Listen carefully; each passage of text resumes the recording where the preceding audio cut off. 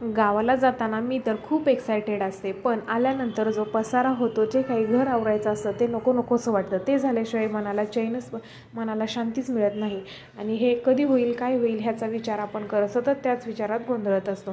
तर मी आता आम्ही काल गावावरून आलो आणि पसारा आवरण्यासाठी मी घेतलेला आहे. तर बघू शकता, एवढे कपडे आहेत धुवायच्यात. नीटनेटके कपडे घड्या घालून व्यवस्थित पूर्ण क्लीन करून ठेवायच्यात. ह्या साड्या पण मी धुण्यासाठी काढलेल्या आहेत. तर कपडे तर माझे आवरून झालेले आहेत आणि किचनमधली सुद्धा डीप क्लीन थोडीशी झालेली आहे. सगळं काही किचन मी क्लीन करून घेतलेलं आहे. फर्निचर हे पुसून घेतलेलं आहे. भांडी हे व्यवस्थित सगळं काही सेटअप करून घेतलेलं आहे. श्रीषा इथं मस्त टी व्ही बघत आहे आणि तिचा पसारा बघून घ्या. तर मला तर आता हेच काम पुरत आहे. दिवस माझा कुठं जातो, कसा जातो काहीच कळत नाही.